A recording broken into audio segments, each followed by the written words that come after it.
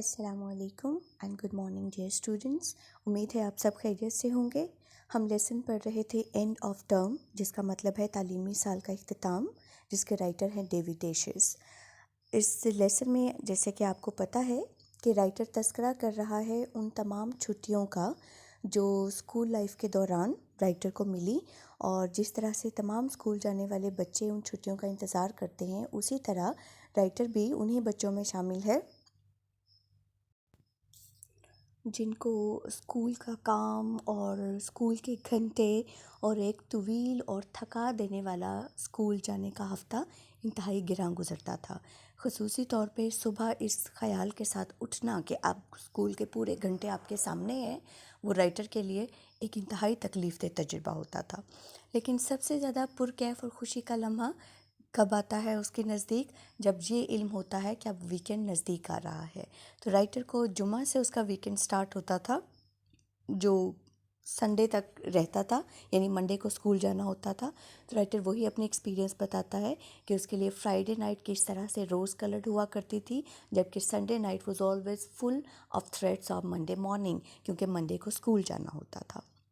दूसरी टाइप की छुट्टियां जिसका राइटर ने जिक्र किया है वो तब मिलती थी जब स्कूल में कुछ अनएक्सपेक्टेड रिस्पाइट्स, कुछ गैर मामूली तौर पे कोई क्राइसिस हो जाता था या कोई अनयूजुअल सिचुएशन हो जाती थी, किसी पोस्टपोन फुटबॉल मैच के देखने की सूरत में मिला करती थी, या फिर जब कभी स्कूल अचानक डिसमिस हो जाता था as a result of unusual circumstances, जिसकी सूरत में कभी कभार राइटर को एक मंडे ऑफ मिलता था, यानी एक comparatively longer weekend of 3 days. लेकिन वो भी इतनी ही जल्दी गुजर जाता था जिस तरह से कोई भी आम वीकेंड गुजरता है, और यूजुअली ये विंटर में होता था, जब मंडे ऑफ का मतलब है कि स्केटिंग हॉलीडे मिला करती थी। इसके अलावा राइटर ने जिक्र किया है ईस्टर और क्रिसमस हॉलीडेज़ का, जो उसके मुताबिक तो एक फोर्टनाइट यानी 2 वीक पर मबनी थी, लेकिन बाद में कम होकर 10 दिन हो गई थी। लेकिन इन सब में सबसे ज़्यादा दिलकश और सबसे ज़्यादा छुट्टियां जिनका राइटर को इंतज़ार था, वो हुआ करती थी गर्मियों की छुट्टियां, because it lasted for whole 2 months. और इन फैक्ट यही वो छुट्टियां थी जिनका इंतज़ार राइटर को पूरे साल रहा करता था। यहाँ तक तो हमने पढ़ लिया था। अब हम आगे आपका लेसन स्टार्ट करेंगे। 2 months seemed a long time in those days. उन दिनों में 2 महीने का वक्त, यानी वो टाइम जिसमें समर हॉलीडेज़ हुआ करती थी, एक बहुत लंबा वक्त लगता था। Indeed, बिलाशुबा, I used to have the feeling that for all practical purposes, मुझे ये एहसास होता था कि तमाम मकासद के लिए I could look forward to a period of permanent felicity. I can look forward कि मैं इंतज़ार कर सकता हूँ, मैं होप कर सकता हूँ एक ऐसे वक्त को देखने की, ऑफ परमानेंट फेलिसिटी, जिसमें मेरे लिए होगा मुस्तकिल। परमानेंट का मतलब है मुस्तकिल, फेलिसिटी का मतलब है इंजॉयमेंट, मज़ा, लुत्फ़। यानी उस 2 महीने के पीरियड को देख के राइटर को लगता था कि हाँ, अब वो वक्त आ गया है जब मुझे लगता है कि मैं एक मुस्तकिल मज़ा को देख सकता हूँ। I would walk home across the meadows in the July sunshine. July sunshine यानी वो रिफ़र कर रहा है कि स्कूल ऑफ होने के बाद जुलाई में जब छुट्टियों का ऐलान हो जाता है, तो मैं घर की तरफ चलता हूँ।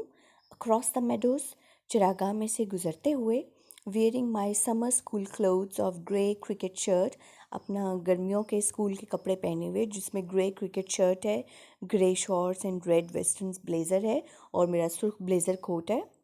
And savour my happiness with conscious relish. And savour का मतलब होता है लुत्फ़ उठाना। माई हैप्पीनेस, अपनी खुशी का, उस दौरान मैं अपनी खुशी का लुत्फ़ उठाता था।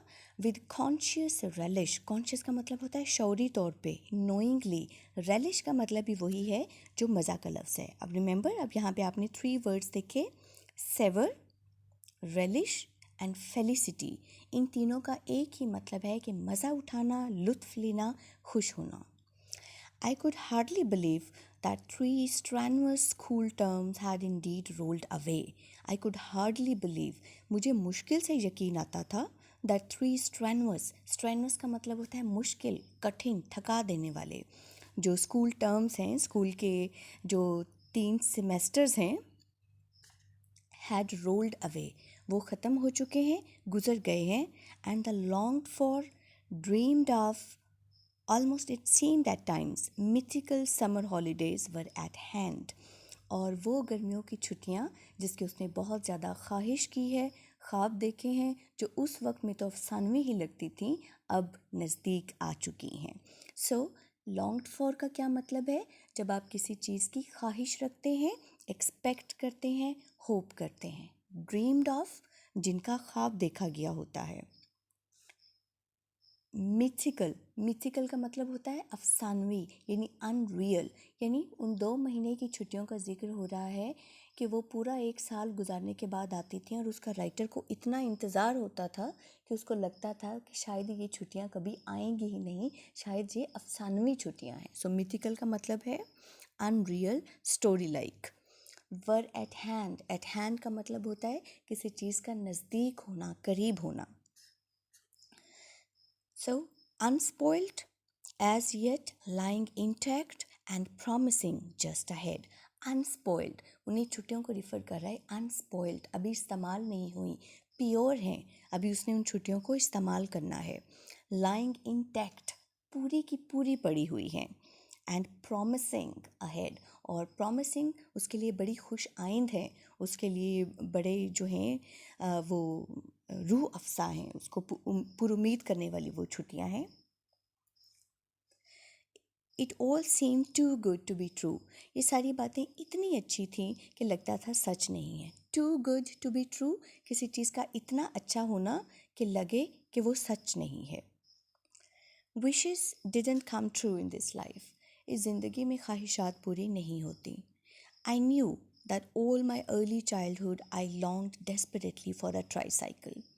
मैं जानता हूँ कि मेरे तमाम इब्तदाई बचपन में आई लॉन्ग्ड, मैंने बहुत ज़्यादा ख्वाहिश की, डेस्परेटली, शिद्दत से, कि मुझे एक ट्राई साइकिल मिल जाए, 3 पहियों वाली एक साइकिल मिल जाए. Which my parents could never afford, जो मेरे वालिदैन बर्दाश्त नहीं कर सकते थे, मुझे दिला नहीं सकते थे. And later the wish was transfer to a bicycle, और बाद में यही ख्वाहिश बाइसिकल की ख्वाहिश में बदल गई. रिमेंबर, ट्राई साइकिल बोलना है एंड बाइसिकल बोलना है, ये बाइसाइकिल नहीं है, बाइसिकल है. And there too I was permanently disappointed, और इस ख्वाहिश में भी मुझे मायूसी ही हुई थी. I bought my first bicycle for myself when I was 21 with prize money. मैंने अपनी पहली बाइसिकल तब खरीदी जब मैं 21 साल का था, और वो भी प्राइज मनी के साथ, वो मनी जो मुझे अवार्ड में मिली थी. I had one at Edinburgh University, जब मैंने एडनबर्ग यूनिवर्सिटी में पोजीशन हासिल की थी. How often had I stood outside sweet shops, कितनी बार ऐसा हुआ कि मैं स्वीट शॉप, मिठाई की दुकान के बाहर खड़ा हुआ, विद एम्प्टी पॉकेट्स, अपनी खाली जेबों के साथ, लॉन्गिंग फॉर अ पेनी और टू, लॉन्गिंग, ख्वाहिश करते हुए कि मेरे पास 1 या 2 पेनी, पेनी बोलते हैं, इंग्लैंड के जो पैसे होते हैं उनको पेनी बोलते हैं, कि मेरे पास 1 या 2 पेनी हो. टू मटीरियलाइज समहाउ, कि मैं किसी तरीके से मटीरियलाइज, अपनी ख्वाहिश पूरी कर सकूं. और हंग on the outskirts of a crowd, या फिर मैं खड़ा रहता, हंग, स्टूड वेटिंग, इंतज़ार किए रखता, on the outskirt of a crowd, किसी क्राउड के आउटस्कर्ट, उसके बैरूनी कोने कोने पे, उसके बाहर की तरफ, उसके फ्रिंज पे मैं वेट करता रहता, उस क्राउड का, अराउंड एन आइसक्रीम बैरो, जो किसी आइसक्रीम के रेडी के इर्द गिर्द होते.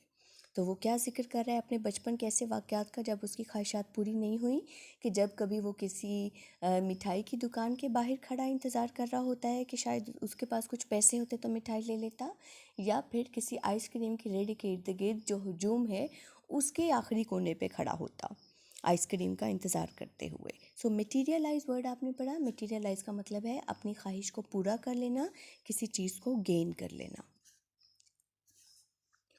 Waiting, whether the ice cream man would be miraculously inspired, इस चीज़ का इंतज़ार करते हुए या ये सोचते हुए कि शायद आइसक्रीम वाला आदमी वुड बी मिराकुलसली, मोजज़ाती तौर पे, वुड बी लकीली, एस्टोनिशिंगली, हैरत अंगेज़ तौर पे, इंस्पायर्ड, मुतासिर हो जाएगा, to offer him a cornet और अ स्लाइडर फ्री, और उसको आइसक्रीम फ्री में दे देगा। दिस थिंग्स नेवर हैपेंड, ऐसा कभी नहीं हुआ। The few pence a week pocket money we received, वो छोटी सी पॉकेट मनी जो फ्यू पेंस थी, जो थोड़े से कुछ पैसे थे हमें मिला करती थी, was to be put in to a money box, वो हम मनी बॉक्स में रख देते थे, एक गल्ला जिसमें बच्चे अपने पैसे जमा करते हैं, एंड सेव्ड, और महफूज कर दी जाती थी। And during our early childhood, और हमारे इब्तदाई बचपन में, Lionel, Sylvia and I never had anything to spend for ourselves, तो तीनों बहन भाइयों के पास खर्च करने के लिए पैसे नहीं हुआ करते थे। Yet summer and the summer holidays did कम, लेकिन फिर भी गर्मियाँ और गर्मियों की छुट्टियाँ आती थीं। The school year did come to an end, और स्कूल का तालीमी साल भी ख़त्म हुआ करता था। And one did find oneself at last standing by the trunks, और आखिर हमें पता चलता कि हम खड़े हुए हैं अपने ट्रंक्स एंड सूटकेस आउटसाइड, अपना तमाम लगेज और बैग्स लेके बाहर खड़े हैं, house number 6 Miller field place, अपने घर के बाहर, वेटिंग फॉर द टैक्सी का इंतज़ार करते हुए, ग्लोरियस व्हीकल, एक शानदार सवारी, that was to convey the family, जिसने लेके जाना है फैमिली को एंड इट्स लगेज, और इसके सामान को, टू द रेलवे स्टेशन की जानिब। यानी तमाम ख्वाहिशात जो पूरी नहीं हुई, जिनका ताल्लुक़ पैसों के साथ था, वो तो एक फैक्ट है, लेकिन बहरहाल गर्मियों की छुट्टियां आती थीं, और ये एक ऐसा पुरमसरत मौका था जब राइटर अपनी फैमिली के साथ घर के बाहर खड़े अपने बैग के साथ गाड़ी का वेट कर रहे हैं जो उन्हें रेलवे स्टेशन तक छोड़ेगी, ताकि गर्मियों की छुट्टियों के वो ना ख़त्म होने वाले 2 महीनों से पूरी तरह लुत्फ़अंदोज़ हो सके। ठीक है बच्चे, तो ये था आपका लेसन एंड ऑफ टर्म, जिसमें राइटर ने आपको बताया कि उसके लिए पुरमसरत लम्हात उसके स्कूल के दौरान कौन से थे। आपके सामने नोट्स हैं, इसमें ग्लॉसरी है, इम्पॉर्टेंट वर्ड्स यहाँ पे लिखे हैं। वीकेंड आपको मतलब है, मालूम है, सैटरडे और संडे यानी वीक का इख्तिताम का दिन। ग्राइंड का मतलब है हार्ड वर्क, वैसे इसका मतलब होता है पीसना, दबाव डालना, हार्ड वर्क की मीनिंग में भी आता है। रिलैक्स करना, रेस्ट करना। डोज का मतलब है स्लीप। डिसमल का मतलब है सैड होना, डिसअपॉइंट होना, परेशान होना। ग्रिम का मतलब है हार्ड, क्रूअल, सीरियस, पेनफुल। अब डिसमल और ग्रिम, फ्यूनरल एक ही मतलब में आते हैं। फ्यूनरल का मतलब होता है मातमी होना, डिसमल होना, ग्रिम होना, तकलीफ दे होना। Ominous stands for unlucky sign, कोई ऐसा साइन जो अनलकी हो, कोई चीज़ जो नहुसत की अलामत हो। हेरल्ड, ऐलान करना, अनाउंस करना, कोई चीज़ आ रही है उसके बारे में बताना। डैमनेशन का मतलब होता है रियून, डिस्ट्रक्शन, हेल की तरफ जाना, तबाही की तरफ जाना। एंटिसिपेशन, किसी चीज़ का इस्तकबाल करना, किसी चीज़ के आने से पहले उसको रियलाइज़ कर लेना, उसको जान लेना। सेंसेशन, फीलिंग, एक एहसास। रोज़ कलर्ड, आपको पता है कि अगर कोई चीज़ रोज़ कलर्ड है, that is meant to be beautiful, pleasing, appealing. Flavour, किसी चीज़ की क्वालिटी, उसका जायका। रेस्पाइट का मतलब होता है ब्रेक, रेस्ट का टाइम। क्राइसिस, कोई डेंजर होना, कोई अनएक्सपेक्टेड सर्कमस्टेंसेस का होना। Routine, regularity, normality. फेलिसिटी का मतलब है इंटेंस हैप्पीनेस, बेइंतहा खुशी। सेवर, किसी उस खुशी को इंजॉय करना, लुत्फ़ उठाना, मज़ा लेना। रेलिश, इसका वही मीनिंग है जो फेलिसिटी का मीनिंग है, इंजॉय करना, प्लीज्ड होना। स्ट्रेनुअस का मतलब है कठिन, मुश्किल, हार्ड वर्क। मिथिकल, जो चीज़ अनरियल है, अनट्रू है, फेक है, विदाउट एग्जिस्टेंस इन फैक्ट, जो कि दर हकीकत एग्जिस्ट नहीं करती।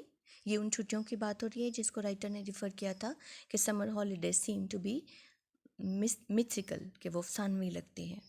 मटीरियलाइज, टेक फॉर्म और शेप, किसी कोई चीज़ जो अपनी असल शक्ल ले ले, यानी वो एक ऐसे मकसद की बात कर रहा है जो पूरा हो जाए। आउटस्कर्ट्स, आउटर एज, बैरूनी कोने कोने की तरफ, फ्रिंजेस की तरफ। मिराकुलसली, इन अ स्ट्रेंज वे, मोजज़ाती तौर पे, अनएक्सपेक्टेडली, अस्टॉनिशिंगली, अस्टाउंडिंगली। इंस्पायर का मतलब है कि किसी चीज़ को मुतासिर करना, आइडिया आ जाना आपके माइंड में, पुट थॉट और फीलिंग इनटू अ पर्सन, किसी पर्सन के अंदर कोई ख्याल आ जाना अचानक से जिससे वो मुतासिर हो जाए, जिसकी बेस पे वो कोई एक्शन करे। ठीक है बेटे, तो ये आपके वर्ड्स हैं जिनको आप याद करेंगे। उसके बाद आप एक्सरसाइज देखिए। फर्स्ट 3 क्वेश्चंस आप कर चुके थे। Question 4 says how did he spend he summer holidays, writer अपनी गर्मियों की छुट्टियां किस तरह गुजारता था। अब आपके पास एक बेटर आइडिया है। Next, wishes don't come true in the life, right dishes. What are the things he longed for but he could not have? वो कौन सी चीज़ें हैं जिसकी डेविड डेशिस ने ख्वाहिश की है लेकिन वो उनको ले नहीं पाया। तो आपको याद है कि इसमें वो अपनी ट्राईसाइकिल की ख्वाहिश को मेंशन करेगा, इसके साथ ही स्वीट शॉप जिसके बाहर वो खड़ा रहता था, या फिर आइसक्रीम की ख्वाहिश जो राइटर की पूरी नहीं हो पाई थी उसके बचपन में। Question 6 says, what did he do with his pocket money? Writer अपनी पॉकेट मनी के साथ क्या करता था। So the pocket money was meant to be kept in a money box and saved. Pocket money एक मनी बॉक्स में रखती जाती थी और उसका मकसद था कि उसको सेव किया जाए। ठीक है बेटे, तो ये आपके जो हैं आंसर्स हैं जो आपने इस लेसन के प्रिपेयर करने हैं। सुबह के लिए आप इस पूरे लेसन को प्रिपेयर करेंगे, इसके सिनोनिम्स भी और साथ में इसके क्वेश्चन आंसर्स भी। कोई सवाल हो तो आप मुझसे पूछ सकते हैं। Take very good care of yourself. See you tomorrow.